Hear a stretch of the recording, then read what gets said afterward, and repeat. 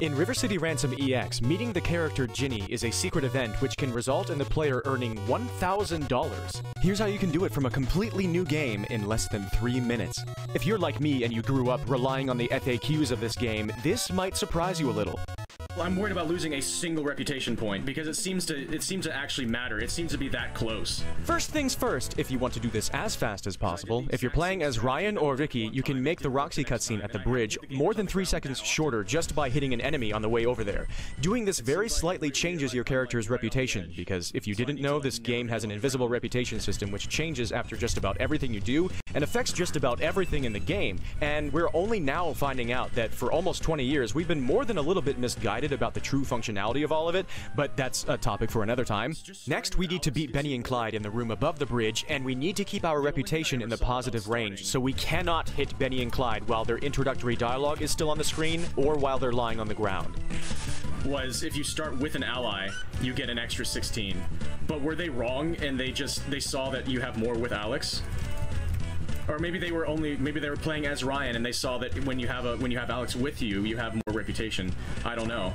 Now that they've been defeated, they've moved to a room near the end of the game, and what we need to do next is just run straight there.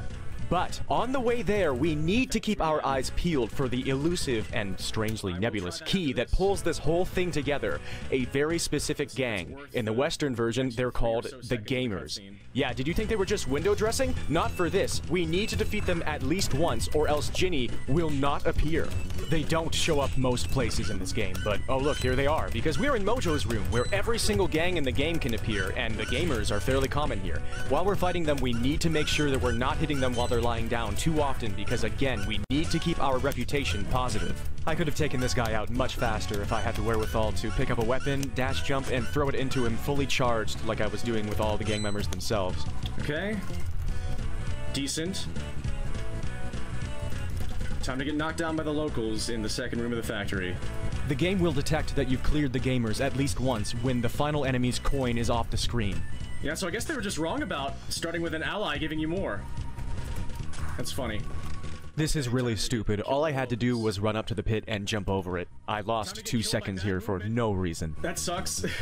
I can't believe I didn't reach. Okay, now time for Benny and Clyde to get away. With the Gamers defeated, all that's left is to beat Benny and Clyde 4 more times while keeping our reputation above 0. Uh-oh. Whoa. Thanks, Benny. Now I'm going for it. Hopefully she'll appear. Reputation changes don't take effect until you leave a room, so we can do whatever we want on the last fight. I should be in the clear. Hopefully I had enough reputation. And if you know you want that cash, then you just gotta tell her you don't know what you want. $1,000! It works. Wha-bang! And that's all you need to do.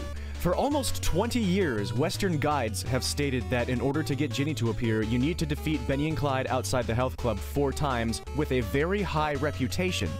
As it turns out, your reputation does not need to be high at all. Seemingly, all you need is a reputation anywhere above 0. But the main fact that I wanted to relay in this video is that you have to defeat the Gamers gang at least once in order to trigger this event. We had a very hard time finding any English guides on the internet which stated this. In fact, we didn't find any. A River City Ransom EX tasser, Tom Mai, actually had to peruse the Chinese and Japanese guides in order to get this information. Thanks to Tom Mai and Will Bobsled and the task community at large digging into the decomp and memory of this game, only now, after 20 years, is River City Ransom EX beginning to reveal to us the bizarre truths behind its core functions. We haven't discovered any completely hidden game content or anything like that, but what we have discovered so far is just very, very weird. Perhaps someday we can bring it all to you in depth. Stay tuned. Thanks for watching.